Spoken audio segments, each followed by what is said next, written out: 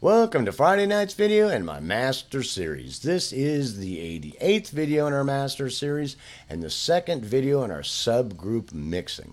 So basically, the first and foremost thing is you're going to have to bear with me, especially when we get into the mixing part of this, because mixing audio is very simple. There's 4 phases in this, and we've already looked at some of those aspects, and we'll be revisiting them as we go through the mixing process. Normally, when we get into subgroup mixing, that you have your primary tracks, you've got your supportive tracks or groups, and your backing tracks or groups. Now, it's pretty simple. The first thing you understand is you want to spend the majority of your time on things that are out front, meaning the lead guitar or the lead vocal, things like, you've got a cornet that does a little lead break thing, before the second verse or something. Anything that's laying out on top that isn't getting blended in there. And sometimes it's kind of a problematic thing because they are getting blended together, and it's kind of this blend thing. We talked about that in mixing concepts. But most of your time will be spent on the out front tracks. Anything that's supportive tracks or backing tracks. Supportive tracks will get the second amount of most of attention, and your backing tracks will be the last and get the least amount of attention because they basically don't need as detailed work done in them sometimes because it's not perceivable to the ear, that type of detail for what their role is. So that doesn't mean do a bad job. So really get that in your head. Don't take that as an excuse to do a bad job, but it can be very true. So first of all, like I said, you're going to have to bear with me on this because out front vocals, we already talked about, going to do like fine detail with your automation. So really keep in mind that you're probably not doing that a lot here because when you go to mix these groups, you might, if you've got a drum group or something like that. But the chances are that you really want to mix that group as well as possible. When you start mixing them together with other groups and other individual tracks is when you're really going to start wanting to do that fine detailed work with your automation. You may have already done some really good flow editing and things like that, but things don't mix the same. You got this vocal part and all of a sudden the bass goes bomb and the snare goes ksh, and then the cornet goes weep weep, and it's like all of a sudden that vocal and all that beautiful work you did needs a little bit of automation work because it's not standing out and riding above those things, like it did standing on its own. So you got to go back and refine it. That's when you do that and the reason why you do that. So for the most part, because otherwise standing on its own, it should be fine. So basically, there's a couple things we want to address. So I'm not sure how far I'll go before I make this into a couple, 2 or 3 videos. But if you follow along on this and you pay attention to what's going on here on these out front instruments, that's the first thing we're going to mix, is that it should apply just about to anything. Unless you get in a real complicated situation like making an entire symphony, a backing group, that's an entire mix unto itself that you're going to barely bring up underneath some pop song or something. That's going to get a little more complicated, and you're going to deal with it like it's its own separate mix, just like it's almost its own separate mixed song, that you're mixing, and deal with it that way. So basically, it's not that simple. It's not that hard of a concept. If you've got a mono track that's the leading track, you're probably not going to need to put it in a group. If you've got a stereo track, you're probably not going to need to put that in a group. Now, you can do some of the things that we'll be talking about to a stereo track, by either splitting the track and making it 2 mono tracks or using plugins. Like I have Isotope Mixtap that I can do different things on it. And there's lots of plugins, that you can do to split the channel and things like that, to do different work on one side or the other to do some of the things that we're talking about. But most of the time, you're going to end up with a couple different situations. You've got, drum kits and things like that are a little bit more complicated sometimes. And if you do really complex recording techniques that you've got, different microphones, miking the cornet, and you've also got an overhead and one off to the back because you're trying to catch something, and I try to stay away from that kind of stuff for the most part because it just gets too complicated and it really doesn't add that much that you can't add with processing tools to get that effect. It's not really worth it. I mean, it just isn't. It may seem like it is, and you talk to some big name engineer, and he's like, "No, bro, this room's cost $50 bazillion," and it's like, "So did my plug-in, and this impulse response cost $12.95 and sounds just as good." So be real careful of that. Now, most of the time what we're dealing with is we've got two tracks. Let's say this is a vocal and I've recorded this with two different microphones. So this take is in mono with one microphone and this take is in mono with another microphone. Now, as long as I don't have one microphone farther away from the other, so I end up with phase issues, which you want to check for, and we talked about dealing with phase issues in editing, that for the most part, let's say you've got two different microphones. Well, what's going to happen? The microphones are going to color the sound a little bit. So we've talked about all that kind of stuff in sound sculpting, what might happen. So if they're not two different takes and you've doubled the track, what would you do different in your sound sculpting and your first phase processing to that track once you've doubled it to make it sound good, but that like it was captured from a different really nice microphone? So that's the concept you have to get in your head. We talked about that quite a bit.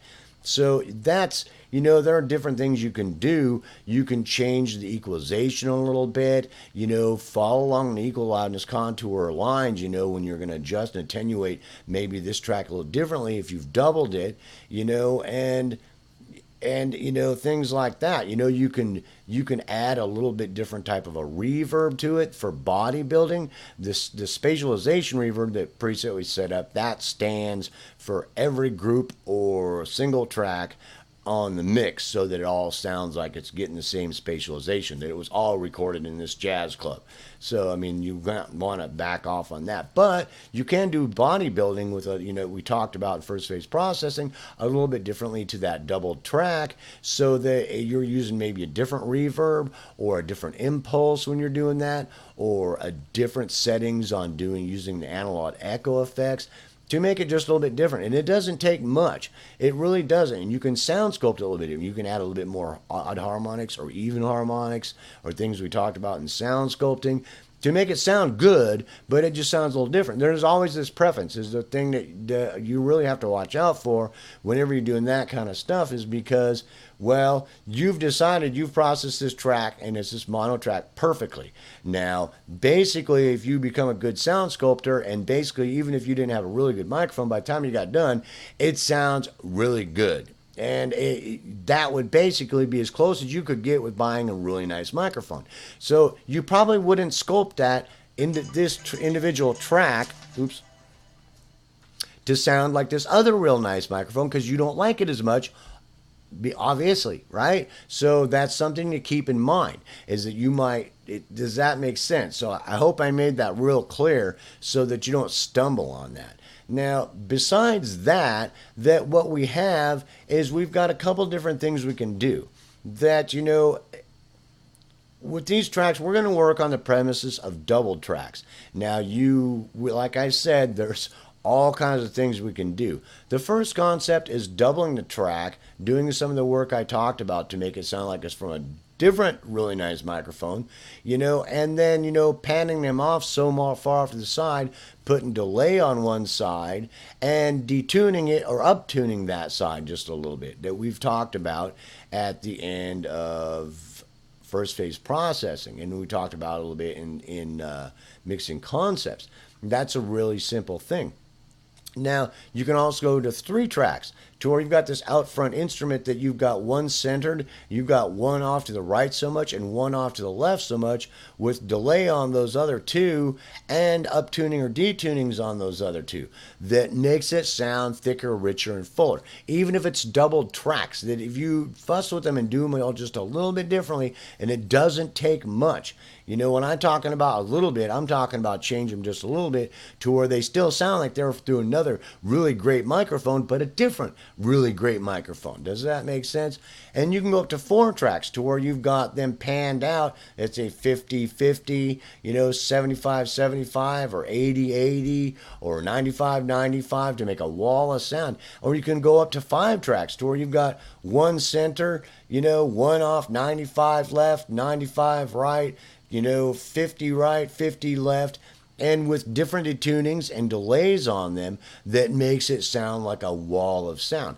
The more you add of that kind of stuff, the biggest thing to keep in mind is that the more stuff you got in the composition, in the song, in the production, the less of that you're probably going to want to do. Because, like, I've got a production going right now, and it's this big, huge production. And right now, it's like at 250 tracks. And I've got these supporting choir and harmonies and all kinds of stuff going on to where I've doubled the vocals, and I made the other one that I doubled sound like it was from another different really great microphone.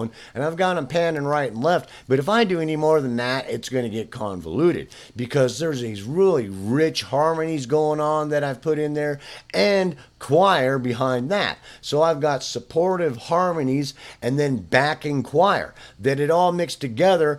That's on top of everything else going on in the production. So if I add too much, it's going to start convoluting it and muddying it, and it's just too much. So the smaller the production, and the smaller the complement of instruments, the more you can do. Or if it's at a break, and I've got this guy, and I can put on five different tracks for this break where he goes, and then I want to get going. I could just make it sound like a wall of sound. Just whoa, yeah, dude. For that one little teeny section, but the rest of it is just 2 tracks or some other thing configuration we talked about. Now, these are just some basic ideas.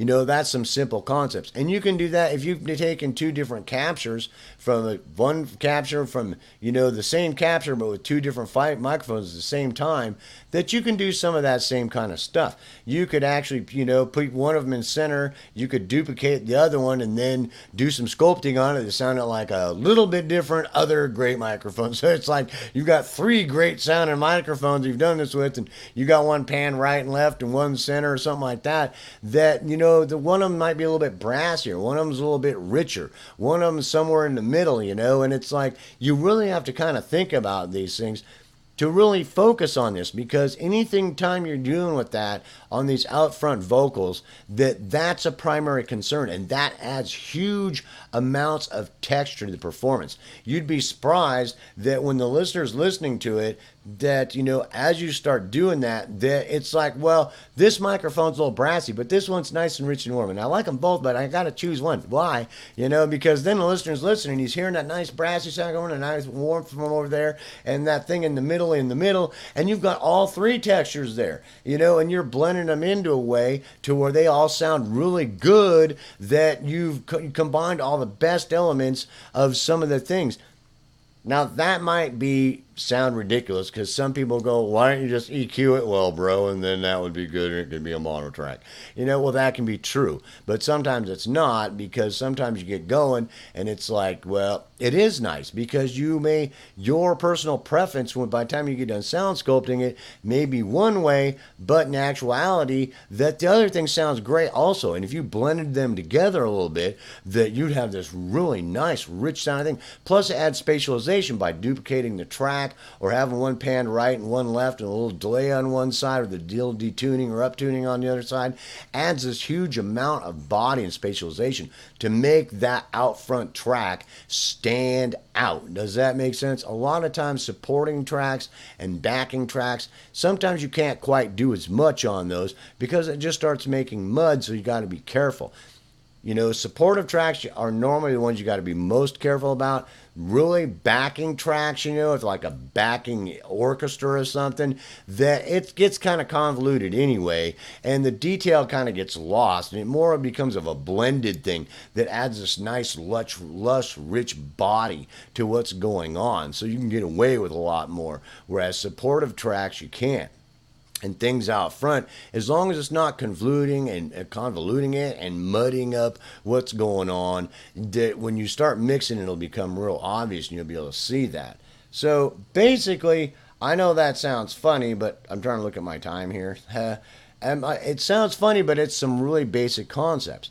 So in the next video, we'll actually just kind of try to apply some of these to, some of these tracks, and we'll talk about it a little bit more. So peace, hope, love. I hope you enjoyed the second video in our subgroup mixing, and I'll see you in the next video.